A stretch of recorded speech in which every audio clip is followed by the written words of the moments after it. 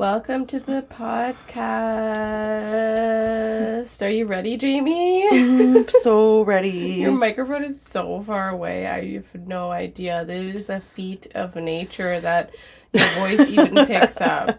Okay, I'm gonna do something weird that Okay, wait. The reason that we're here, I'm Christine. Jamie. And we're doing Gleam Part 2. Played a Prisoner series by Raven Kennedy. Yeah, we're doing the second half. But I want us to taste the drink first because I'm so scared it's gonna get warm. Yes, okay. Okay, so this is a new thing. Oh, we're doing Okay, it. Cheers. Cheers. I also had no clue what you were making, Mm-hmm. so I had no idea what I was even just going to taste. What is this? Oh, interesting. I really like the aftertaste. Yeah. I almost like the aftertaste more than the actual taste. What are we drinking? Okay, so what are we drinking? I'm calling it Revenge. Orange Revenge. No, just Revenge. I guess it could be Orange Revenge. I like Orange Revenge. Okay. It is... Okay, I feel stupid, but is it Sherry? sherry Yeah. wine? Mm-hmm. Apricot liqueur, Yeah, that's what is the apricots. lemon juice, orange juice, Yeah, I can feel the ginger acidity now. syrup, and Angostura bitters. And there's no like clear connection between this drink and Revenge. It was just an energy and a vibe that I got from it that I was like, yes, I think this looks like Revenge to me. Yeah, and it's kind of gold looking. And I put gold dust Yes. at the bottom. So the drink has a sparkles. gold shimmer. Yes, which really makes it even better. For our girl, Oren, who takes her revenge. She does. Lets her power soar. Lets her beast Let's her freak fly. What do you think? I feel like you're so unsure. I'm so unsure. Okay, what do you think your rating is for this drink? 5. 5. Yeah. Wow, that's low. Okay, I'm gonna give it a 6 at least. Okay. I don't hate it. Yeah, I don't hate it. It is acidic, for sure. Yeah. Yeah. My chest is burning a bit. I will drink the entire thing though. It's not bad. If I ordered this somewhere, I would 100% drink it and be happy about it. Yeah. I think that I like the apricot. Yeah. No, you said apricot. I'm like, am I allergic to apricot? You probably should have figured that out before you said it. Kiwi. Just kiwi. Don't do a kiwi drink. Oh my god, this is so funny. I just tried so hard with this drink with these ingredients and it's like, yeah, it's okay. It's not bad. It's not bad and it looks beautiful. That's what counts. Yeah, that's what That's counts. always what counts. Yeah. Beauty. Beauty. That's right. Is That's what the only thing that matters. It's what Only matters. thing in life. What are we talking about? What are we talking about? I have no idea. Oh my god, do you guys want to talk about my issues? See, it's busy for me right now. So it's been hard. I have not been able to read as much as I want to. I even am now listening to a book, which I didn't think I would really ever do. I usually listen to nonfiction, but I was like, I don't have time to. You listen to nonfiction? Yeah. What do you listen to? That Think Like a Monk I did last year. Just books like that I want to read, but I have a hard time physically reading those books and concentrating. So I like to listen to those different types of... Okay, I feel like I'm the opposite. I have that... Oh, Gabor Mate. Yeah. Mate. The Myth of Normal I was listening to. Mm-hmm. How's that? I feel bad saying this. His son does the voice for it. Mm-hmm. And I just can't with it, or I'm like, I might just have to read it. I feel like it makes just such a difference. With the voice? The voice, yes. It does make a difference. That's the thing with audiobooks and adjusting to listening versus reading is you do have to recognize when you... So that, I'm I think I have to read it. The voice preference. Yeah. But the Think Like a Monk, I did that a year ago. I haven't finished the whole thing. I'm almost done, but... Jay Shetty, his voice is really good. I mean, he has his own He has pause, a good voice. but he has a good voice for it, so I was completely fine listening to it. So I had done a couple of those books, and I had never, or When the Body Says No, I had done that one. and had never had a problem. And then with The Myth of Normal, I was like, I can't. I'm struggling with this voice. But I am also currently listening to A Fadington Blood. And I had mentioned like on our Instagram, it's an actress that does it. And I think she's Norwegian, but she does different accents. I don't know, but she does like a Norwegian. Like a Norse. Yes, Yeah. and it's so good. And like, I love her voice. So I'm like, I could probably just fall asleep to this, really. This book is great, is it? I don't know. Or do I just love listening to you talk? Yeah. But I feel like for the character, it's just like, it's perfect with... That would be really helpful, yeah. Yeah. And I don't have to figure out how to say any of the names, which is also great. Yeah, I can't remember any of the characters' names, but I imagine that I did say them wrong in my head. Oh, some of them they say, I'm Yeah. like, how do you even spell that? I know her name and that's about it. I don't remember what we were talking about, but yeah. I think we just ended up talking about audiobooks. Yeah. Okay, but playing off that, one of the books I had DNF'd, one of my issues with it is because I realized slowly that the voice actor, or not the, voice actor, sounded exactly like Kelly Ripa. Oh. And You don't like Kelly Ripa's voice? Well, no offense to Kelly Ripa, I don't want to listen to you read an audiobook. Yeah, that's fair. And so once I realized that started to bug me. So that was not the book's issue. But I can see how if you have a certain voice actor and it doesn't click with you, it does ruin the audiobook experience. Yeah, I can't do it. Although when I did the ACOTAR series and I did the Fourth Wing series with the dramatic adaptations and there's different voices and stuff, there was voices where I'm like, no. But you don't have to listen to it the entire time. Yes. And you kind of just like let it go. Yeah. Like, okay, this isn't the voice that I would pick, but okay. Or you kind of just get used to it and you're like, whatever. But yes, I don't know. Some people are just not audiobook people, and I feel like I'm becoming more and more an audiobook person. You really are. Because of necessity, though. If I didn't do audiobooks, I would be reading one book a month right now just because of life. Yeah, like these books I am physically reading, but I usually, like, ACOTAR and stuff, I'm always reading another book at the same time, and I just have not been able to do it. And I was like, I have too many books I want to read, and I'm never saying, like, I just... You can't multitask. Yeah. Right? That's how I get them done, when I'm doing things, when I'm walking the dog, when I'm doing my chores, when I'm in the car. That's when I'm doing it, because otherwise it's like, if I wait until I have time to actually, like, sit down and physically read a book, just right now in my life, it's few and far between. It is really difficult. Yeah. So thank goodness for audiobooks, and for anyone that says that audiobooks are not real reading. You're wrong. You're wrong. Take that back. You're wrong. You go to jail. You go to jail. Still counts, okay? It counts in my eyes, and I will not have that questioned. No. So, I don't know what the moral of the story is. Good job, voice actors. Good job, voice actors. Good job, the ones even that we don't like, because it's not your fault. Nope. And good job to us who are still trying to read, even though we're too busy. Yeah. I mean, we're also trying to read 2 books at once, so we are. Yeah. We are. We're winning. Yep. Cheers. Cheers. Cheers to this mediocre drink I tried really hard on. Ugh. Stop trying, Christine. Stop trying is the moral of the story. You're still trying to like it. Yeah, it's just really confusing to me.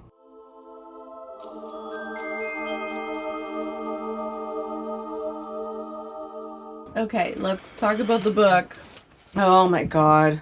I felt just so many emotions through the second part. Well, yeah. Like, I was in love. I was turned on. I cried. I cried happy tears. I cried sad tears. I was angry. So angry. I don't even know what other... I destroyed my house. Just kidding.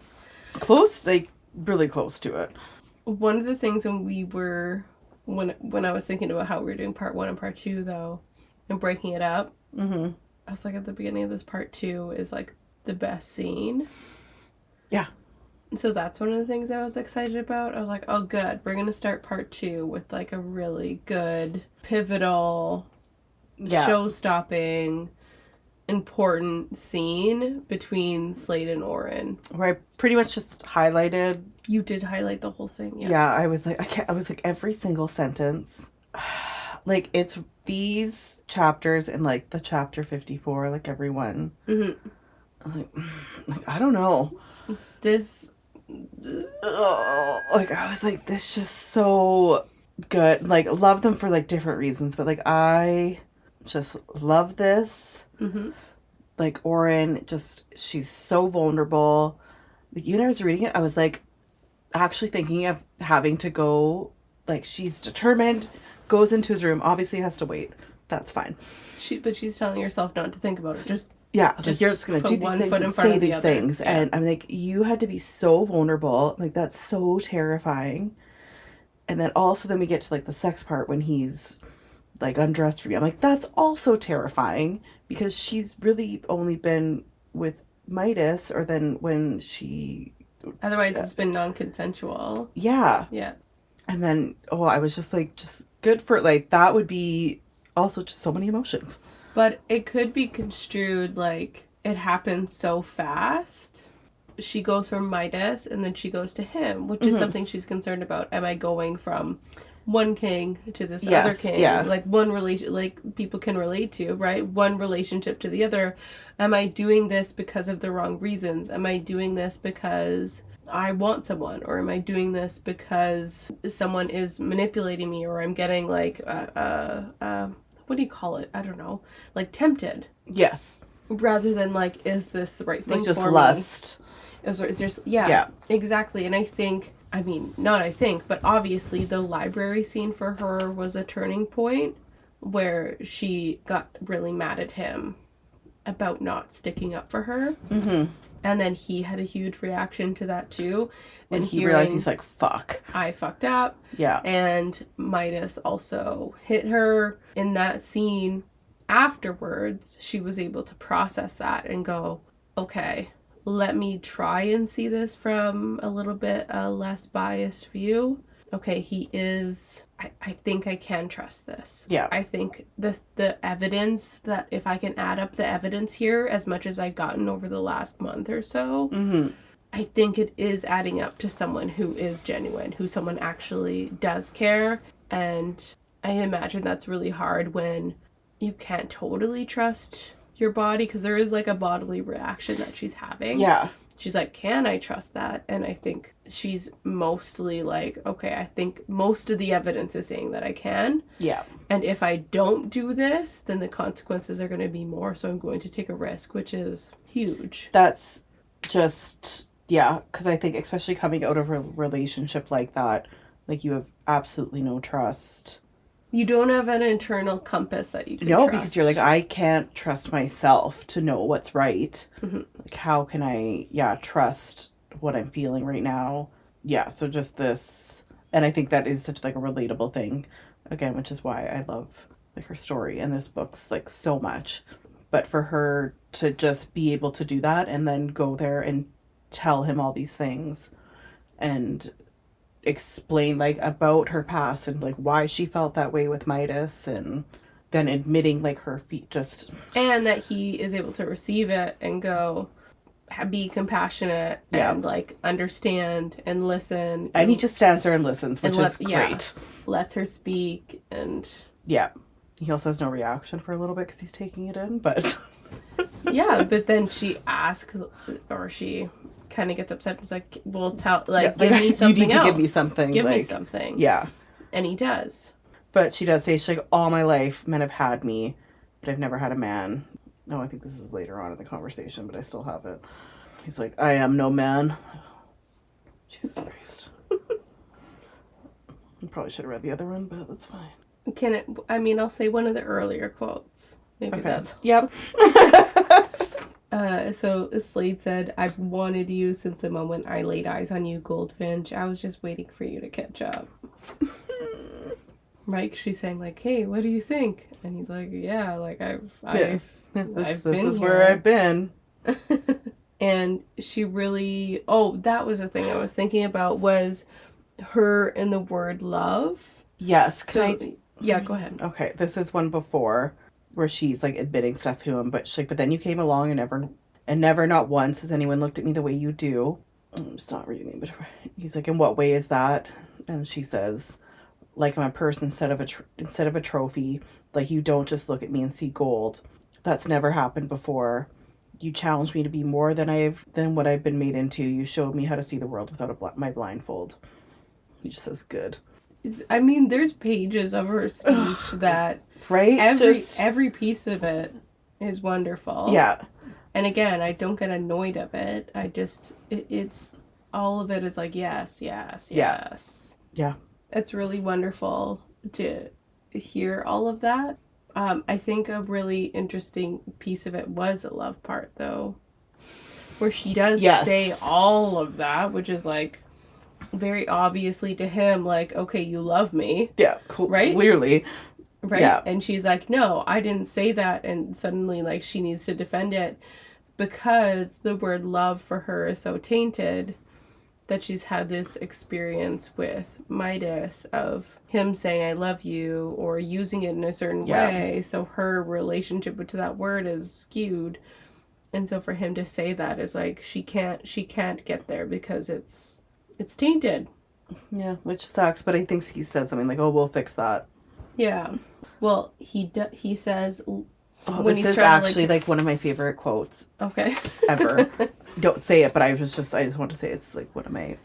Love happens in all kinds of ways. Fast, slow, in bits and pieces, or immediate. Filled with lust, one-sided longing, a snap realization never noticed before. Deeply, thoroughly, love is a whisper we didn't hear or a sound that drums in our ears and drowns out everything else. Okay. Yeah, that's one of my... He's basically saying, like, there isn't, like, any rules or regulations here. Like, you feel it or you don't. There's not, like, a time frame on... Yeah, there's no constrictions. It's just... Yeah, I love... That was... The first time I read this, I remember that was one of my absolute favorite ones from, like, the whole series. Was that quote. Which obviously is coming from his perspective, where he's like, I felt it immediately. Yeah. And that isn't going to be dismissed. This is what I felt. Yeah. Even though for her, she's trying to, like, put on the brake pedals a little bit, even after her declaration. I do also like that he points out, like, how it's different for Faye. Mm-hmm. And he says, he's like, you probably don't, like, remember, like, no, but it is, like, it's, like, wilder, more instinctual. Animalist. He doesn't say this, but I thought of it as, like, animalistic. Yeah. It's, like, forever. Yeah. We're not just like, hey, let's like try this out. Yeah. Let's like, we're seeing each other. Yeah. It's like, no, you're mine. Yeah.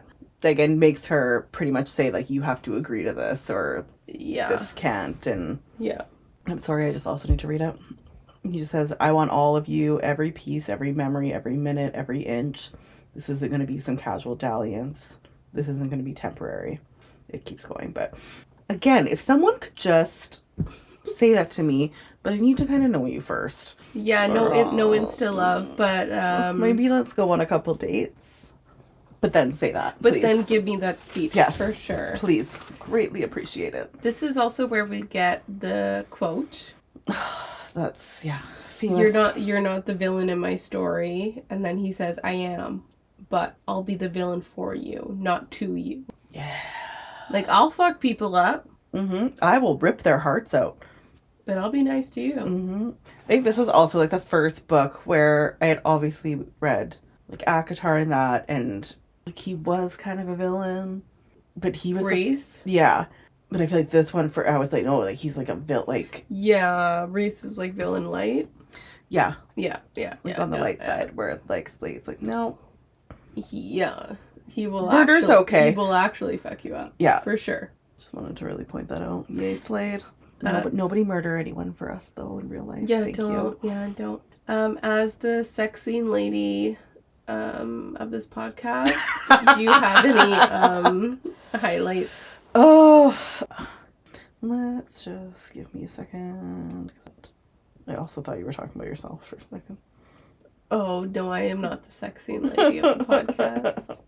I do like, I like it, and it also makes me like uncomfortable because I'm like, oh, I'm uncomfortable for you. It's kind of like pushing her to like say things, like to tell, and just like I feel like I'm really like feeling her position. I'm like, oh my god, I'm so nervous for you. And then when he says like, because they can't touch because of like the gold touch, I just feel like I was actually, again, so many just... It was very uncomfortable. Right? I was like, I'm so uncomfortable because I like, know you're so nervous, but it's also so exciting. Yeah. Like, she's already been so vulnerable, like, opening up.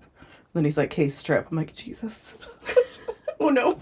Yeah. I was like, do you know what you just opened up? And she's like, hey, what? Yeah, what do you mean? Oh, okay. This is not even really a sex part, but he talks about when he accidentally, like, walked in on her in the tent when you were changing. Because he can, like, tell she's kind of, like, nervous. And he says, I wanted to touch you so damn badly. It took every ounce of self-restraint to walk away. I'll admit I thought about that moment many, many times. And she's like, that's not very gentlemanly. He says, I'm no gentleman. No, you are not. Well... And I love it. I mean, but you are. Yeah, I know. I think you're just saying that to get turned on, but... Like, if you think of behavior, You are. Oh, we get, like, his perspective, also, which I thought was interesting. So she obviously says all these vulnerable things, but when then it comes for the sex part, once she's, like, undressed, it switches to his view for that part, which I always, the first time I read it, I found interesting that we're not reading their first sexual encounter from his view. Mm-hmm. But I think it's also then being able to see, like, how he actually really views her and, like, his thoughts. But I remember first reading, I was like, why would it switch to him? Like, I was confused by it. But then I actually did end up liking that change. At that, like, I feel like pivotal, like, big scene to then switch at that part. Yeah, and maybe it's sort of like some sort of confirmation that he does respect her, and that he is holding her vulnerabilities in a careful way or in a considerate way.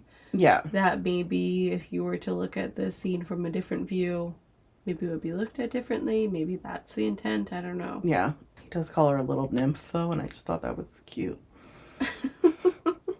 Oh my god, and the ribbons during the scene, like, trying to get up all in there, they have like a mind of their own, and how they're like diving into the bed before he even gets there. They really were a standout. Yeah, they're a winner. Yeah. They wrapped around the bedposts. And I like how they will do things before she, like, in her mind wants them to do things, which reminds me of how just we are as people, like, emotionally versus, like, our practical type of thinking. Yeah. Sometimes we lead with emotion. We're like, whoa, where'd that come from? And I feel like her ribbons are a little bit of representative of that. Like, oh, this is what we want. Pay attention. Exactly. It's like you're unconscious, like, on the outside of you, and you're like, no, I'm not ready to show that yet. They don't know what they're doing. No, I don't like him. And they're, like, crawling towards him. Yeah, going up his pant leg. Okay, let's talk about her visit to the Fourth Army. Oren's been sleeping all day. Lou is there, and she's eaten most of her food. She's stolen her book. Right, which we never even talked about the Fae book she found. I mean, what's there to say? Yeah, I know. She's just trying to read and remind herself of where she comes from. Yeah. But I really liked this cute little dalliance of these two, where they do the escape scene. It was really fun. And we find out Lou has a little trick up her sleeve. Lou has some powers. Mm-hmm. But I like how she didn't tell her. And she thought it was funny, and she just let her be really stressed, which is kind of fucked up when you think about what Oren has been through and what she's currently going through. Yeah. And then Lou is just like, yeah, I'm gonna fuck with her. It's like, Lou, I feel like she's dealing with a lot. Maybe just bring the stress level down. Maybe don't fuck with her. I don't know. But it's like, how many times do you get to show that power off? She might gild the whole kingdom. I don't know. But she doesn't know that. I liked it. But even reading the book, I was like, oh, why is this working out so well? Yeah. They're sneaking out, really. But that's not really, like, a power you would, like, think of. And then when she says it, I was like, oh, that's so cool. Well, and I mean, similarly to the rot, where it's just like, there's these powers that you don't see, right? Yeah. like when you think about other books about Fae and things like that, it's nice to see. It's like some little like, powers. Not little, yeah. but different. Yeah, I liked it. Mm-hmm. I agree. So when they get to the area where the crew is sitting, right in the Fourth Army, obviously Oren gets fixated because she sees Slade and she remembers all of the weird shit they did. That was so weird. Okay, all of the sexual things they did. And Lou says, feet broken? And then she rolls her eyes and walks away because Oren, like, what? Did someone say something? What? And like immediately she's like, oh, I wonder what it would be like to be with him in his like rip form. It's like, well, that's fun. I like how she gives Judd the nickname Mustard. Right? I love that. That's cute. Mm-hmm. Judd. We haven't talked much about Judd. But... No, but I like him. I also do like how it's like, she's like, it feels like coming home, I think. Yep. Cute and comforting. That this camp out feels more at home than in a castle. Yeah. Get me back to that. But yes, I do also like the Judd quote you have. So Rip says something really nice. And then Judd says, Rip is being fucking cute and it's making me want to vomit. And yeah, friendship. Yeah, it's another yay friendship. To quote Jamie, yay friendship. And they leave and they let them do it. Yeah. That's friendship. That is friendship. And they're like, oh, look at they're like in love. Like it just makes me like this whole beginning of the second half. Makes you tingly? Yeah, I just love it. It makes me so happy. And they're just like excited, like two young lovers in love. Okay, let's get into the end scene of this book. Because there's a lot. Well, I guess not the end scene. I guess, like, before the end scene is, like, the most devastating scene. It is one of the worst scenes in book history. Yeah, for sure. Number one, Digby's alive, which is great. Fantastic. Yep. I had the whole quote of when she sees him, but he's pretty much, like, just unrecognizable. Midas makes her work all day and then brings her down. She's like, oh, he's alive. And then he proceeds to tell her, force feed her dew, which we had previously talked about. So drug her. Yeah. And also when she asks why he's so beaten up, he tells her it's her fault. Mm-hmm. Every time you fucked up, this is what happened. So he's pretty much like, I didn't do this. You did this, Oren. I was so angry. And then the guards come in, which was also just horrible. They're like shoving the drugs in her mouth. And then she's kind of also high. Or no, he snuck the drugs in her food. That's what he did originally. I forgot. But then they do come in at one time and also do that. But then, yeah, Midas holds her down. And he does the worst thing possible and cuts her ribbons off. Mm-hmm. And it's awful. And I want to cry when I even, like, say it. Just the whole, description of it is just, it's awful. I had stuff highlighted. I don't even want to read it. Well, like, why? I'm just, no, I don't even. It's just torture, right? Yeah, they just,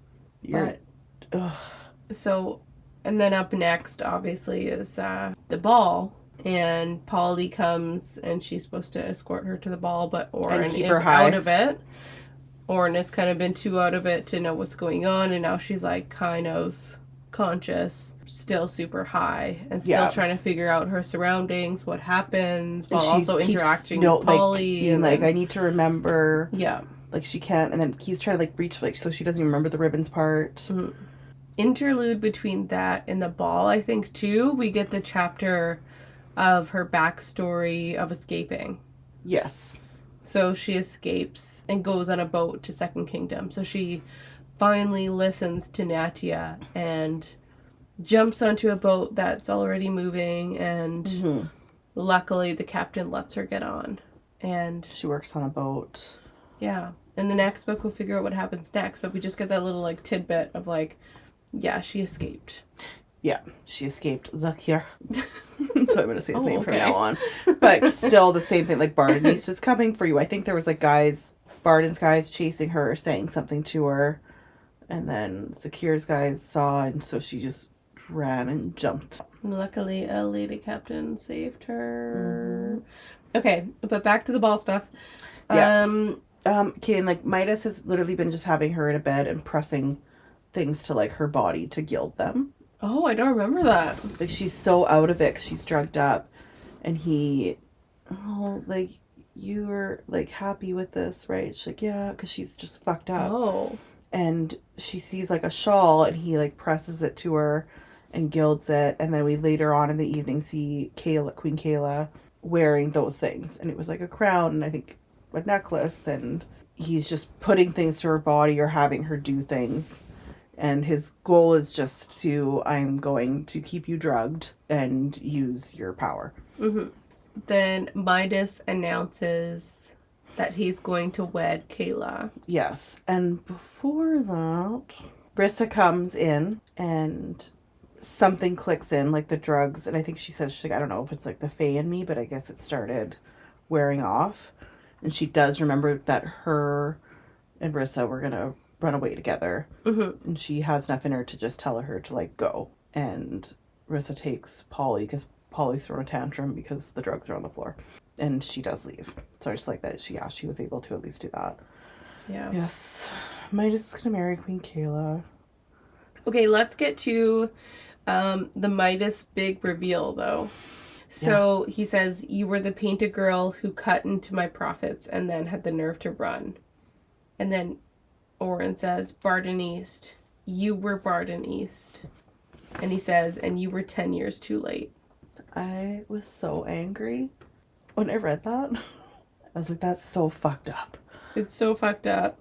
So she says, I stare at him, but I don't know this man standing in front of me. It's like he's peeled away a layer and exposed the infection within. Something that has festered in its own corruption that I somehow overlooked.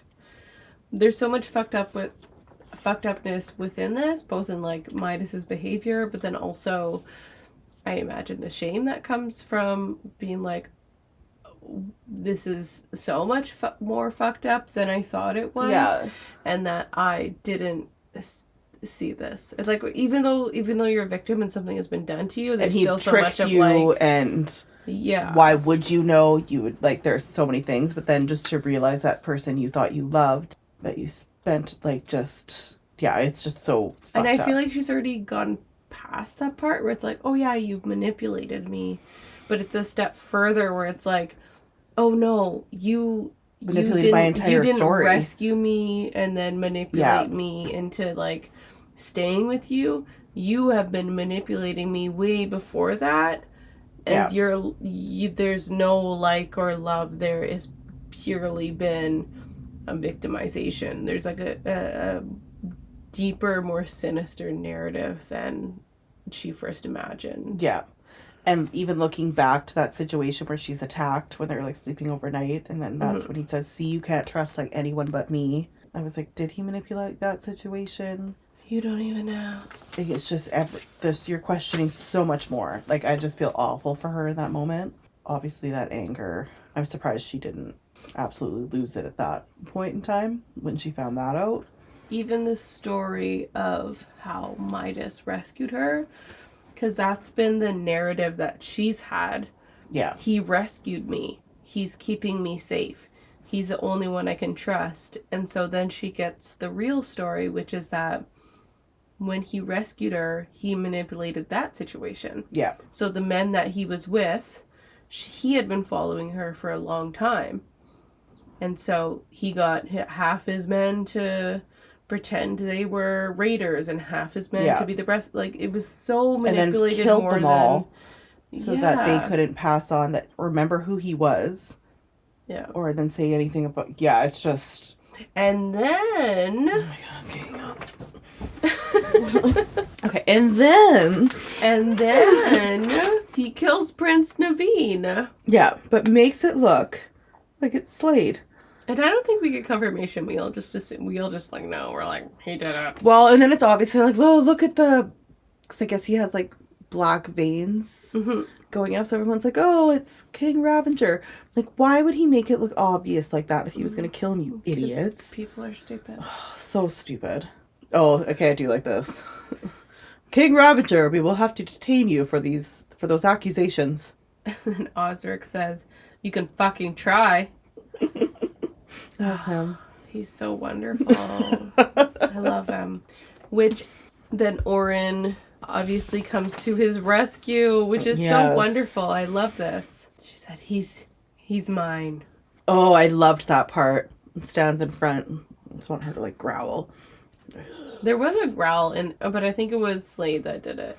Yeah, I think it was. I think, but just for her, see her like going over and be like, yeah, it's mine. And then he's all thrown off. Midas is mad that she banged the super ugly man.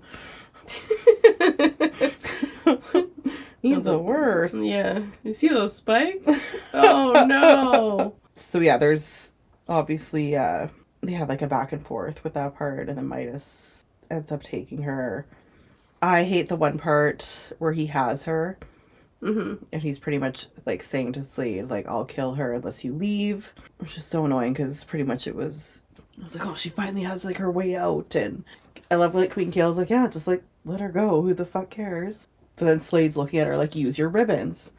Yeah. Like, why aren't you using them? Oh, that was a really awful scene when he realized that. And then we get his side. And it's even worse. In his chapter. Yeah. When he realizes that. It's just that it feels a little bit deeper, I think, too, because they're both fae. Yeah. That he appreciates her ribbons in a different way. That he's like, that's like cutting off a limb. Yeah. And just how Midas says, oh, she didn't tell you. She lost that privilege. You disgusting human. Yeah. And then he's probably beating himself up. He was trying to hold himself back this whole time. He wanted to do something about it or kill him or whatever it was, but he was holding himself back for Oren, and now he's like, did I make a mistake here? Yeah, like I should have just done it. This man is more evil than we realize. Yeah, he really does. Like the last part of this book, how he just spirals is just insane. Really great villain. Yes. Like one of the worst villains, just how badly he does that. But yeah. Okay, so Oren, her gold comes out. Gold starts melting down the walls. It's uncontrollable. And so she's not like creating gold though. So it's just because it's nighttime. Yeah, no, I'm agreeing with you. Oh, okay. Yeah, so she's not able to create new gold, but all of a sudden she realizes that all the things that she has turned gold, she can now control. And this is where I really noted like the beast within her. Yeah. And so in a little bit earlier, before she had like gone down there into the main ball area, she says, a head of feathers lifts up in my chest, a beast of anger, blinking both eyes open. And that's when she turned, spread her wings, showing me a tail full of feathers that streamed down like golden ribbons. Mm. And then later, when Midas is stuck in the gold, my beast and I turn. It's just like the language that she's using, that it's like separate from her, like it's something within her. And then she also says, I feel my head tilt, I feel my creature blink. Yeah. That's really interesting. Yeah, that it's like, same thing, I guess, like, with the ribbons, like it's part of her, but not part of her. Yeah. I do love when she kills Midas. Okay, before the killing Midas, and I know this comes later because we get Slade's scene. Oh, okay, that's why you have that, yeah. So I stuck that in there, but Jed just said something funny, even though it's like this really dramatic part, but it just made me laugh. And he said she snapped. Yeah, she did. It's pretty obvious. But yeah, she kills Midas. Yeah, before, like, it's just, she's killing guards. Well, whoever is left there is a victim of the gold, right? I do love, you have here, you can't cut off the strings of your puppet and still expect it to move for you. Yeah. And her final words are, goodbye, Midas. And she kisses him. On the cheek. Which is a gold touch. Yeah. Right? So then the gold spreads and she taps the spot with 5 taps. It's amazing. Not 6. And it's the pettiest little thing, and I love it. It's so fucking petty, and it's so wonderful. And then he dies like that bird that she always looked at. Yeah. In the thing. Yeah, I loved it. That was great. The 5 taps. You don't get your 6th tap. Such a great ending to that. Yeah. Yay! Although Midas you're is dead. like, oh no. It's like good, but it's not good because you're like, what's gonna, yeah, you know.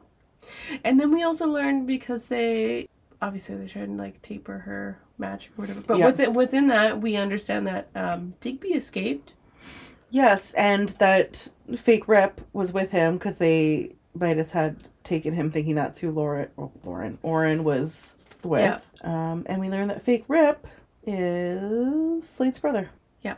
Which I love, which makes complete sense. It really does, and I feel like should have been more obvious to me when I first discovered that there was a fake Rip, but I didn't think of it because I did. I was like, is it Judd? And I was like, no, it can't be Judd. And then I'm trying to think of like old characters. Yeah. I was like, was there someone I missed that like came across for like 2 seconds? Nope. Nope, that's not what happened. No. So anyways, Oren can't stop. Slade tries to stop her, like realizing like your magic's killing you. He can see her aura and can see that it's fading, and he rots her. Yeah. And he just says like, forgive me. I liked, no, I don't like that ending. But it's a good cliffhanger. Oh, it's such a good cliffhanger. Right? As I said before, these have great cliffhangers. She does do good cliffhangers for sure. And this was like, is he gonna save her in time because he only has so much time, right? Yeah. But he needed to stop her or else she would die. Yeah. Yeah, that was what do you do? What is his only option. Yeah. You're just like, oh. And then Digby yells at him and calls him boy. Oh, Digby. Yeah. Digby. I like how he tries. Queen Kayla, I think, takes off. Well, yeah, she escapes. But one of the things that Slade thinks is, what is she gonna do? Yeah. And so that was at the end of this, one of my unanswered questions. What will Queen Kayla do? Yeah, because we've seen how manipulative she is, which we didn't really even touch on, like her power or any of that.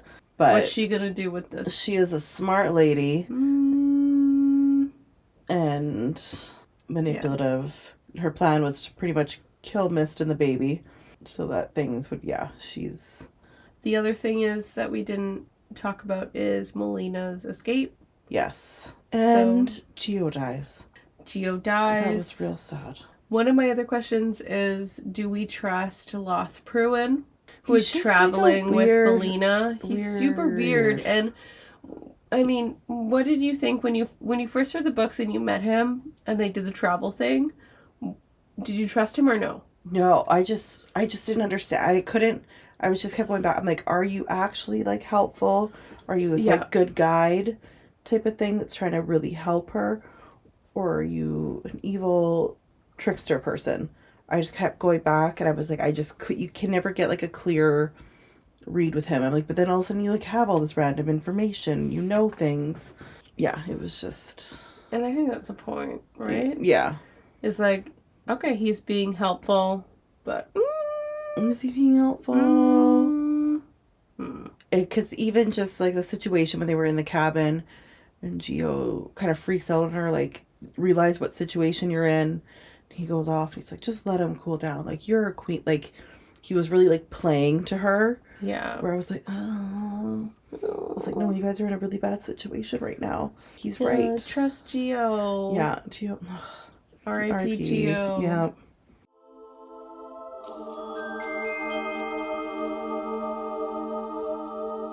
Casting call.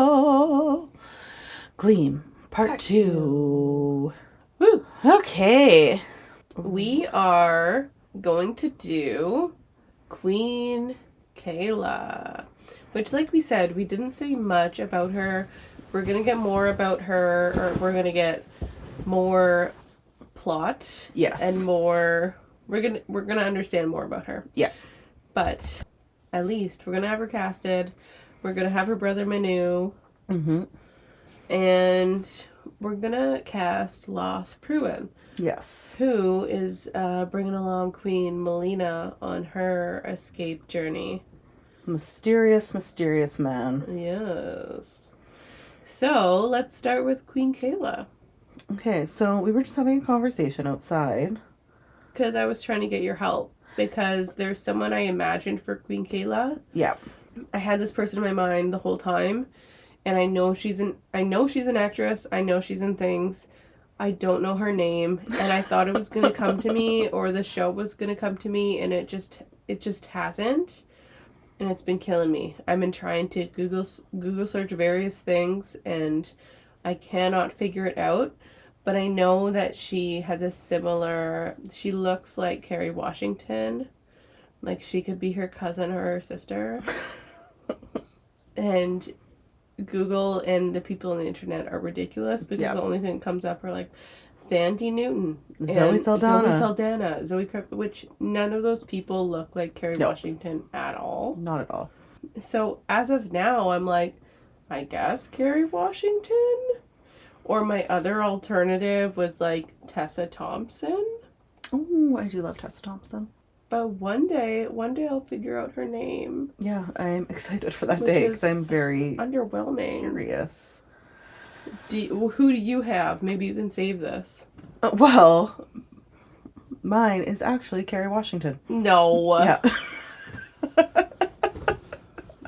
Okay, well, I guess it's just Kerry Washington then. I tried not to have a reaction when you told me. Like, trying to hold that in. Yeah, Kerry Washington, eh? What a pick. Oh, that's so interesting. It's so unique. Yeah, it's so unique. I choice. Can't believe you thought of that. Yeah. Okay, well, maybe just that's correct. But I mean, same vibes, right? Yeah. Yeah. Should be great. Like beautiful, charming, but like you have a streak to you.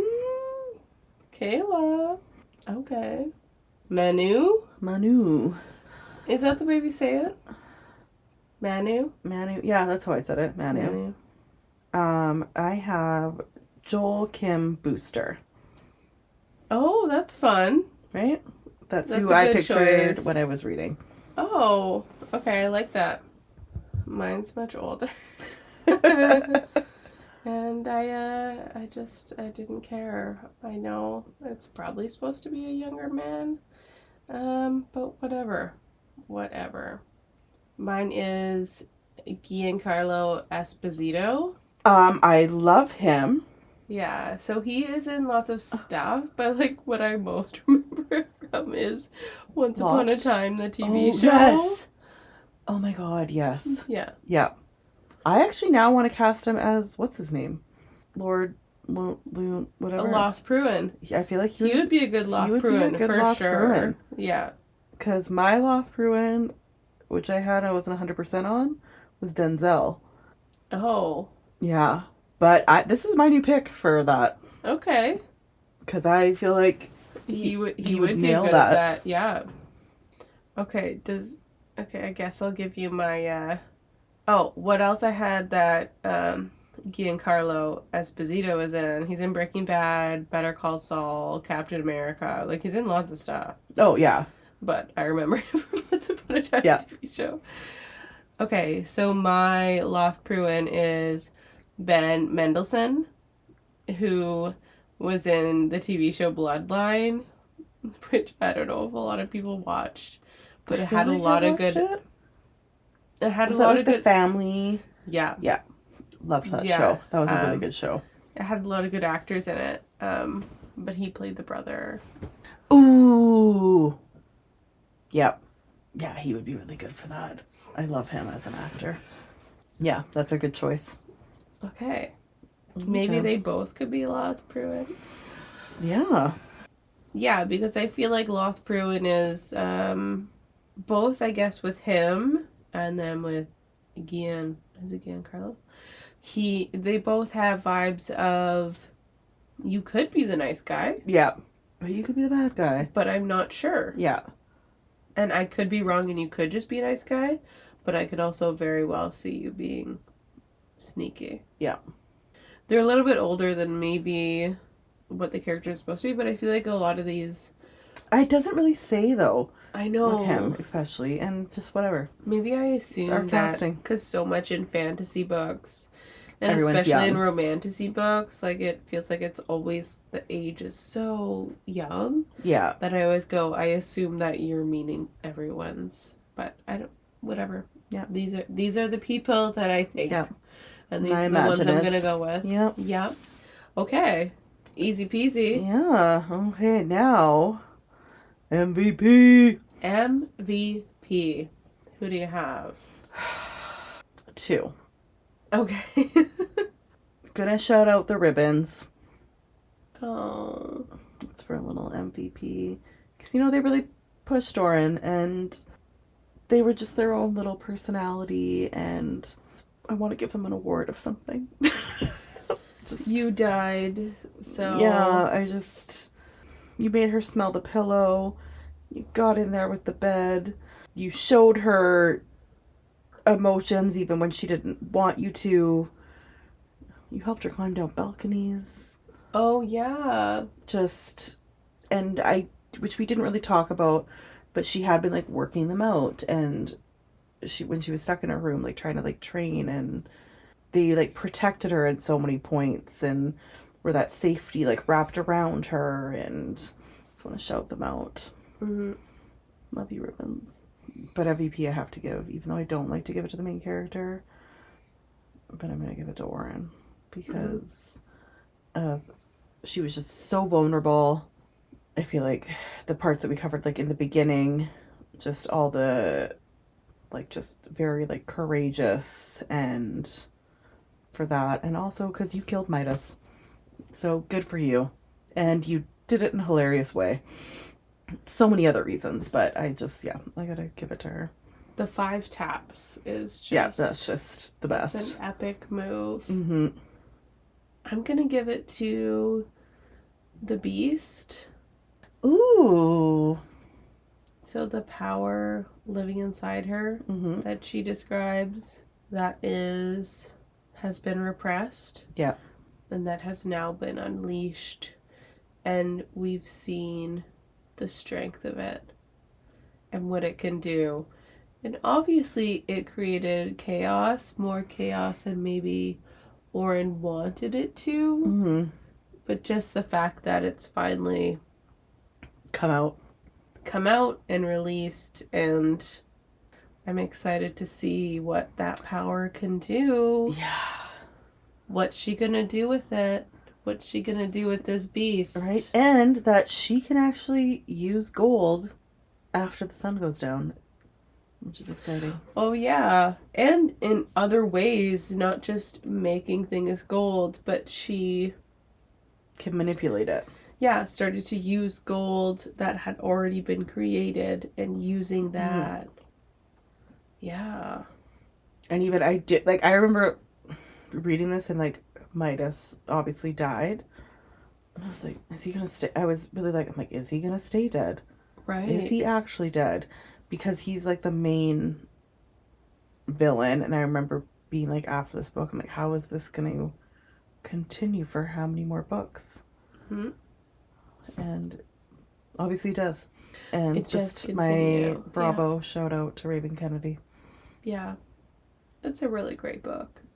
This is one of my, like, favorites, this book. Yeah. And we know that there's an escape. So like we said earlier, each book then continues on into another environment. Yeah. Right? We got High Bell. We got the Fourth Army. We got the Fifth Kingdom. And now what's next for Oren? Peace out, Fifth Kingdom. Yeah, get out of here. Let's see what you do next. Yeah. In our new destination. And if you're still here, it's so helpful if you give a rating. Yep. And to follow, and all of that is so appreciated. Share. Follow us on Instagram and TikTok, Books and Booze Podcast. Tell your siblings, tell your parents, tell your mom, friends. Tell your uncle, tell your son, tell your daughter, tell your boss. masseuse. Yeah, tell your boss for sure. Yeah. Yeah, get him, ask for a meeting, schedule a meeting. Yeah. Yeah. You tell them. Mm-hmm. You need to listen to this. Yeah. Yeah. Okay, toodaloo. See you next time.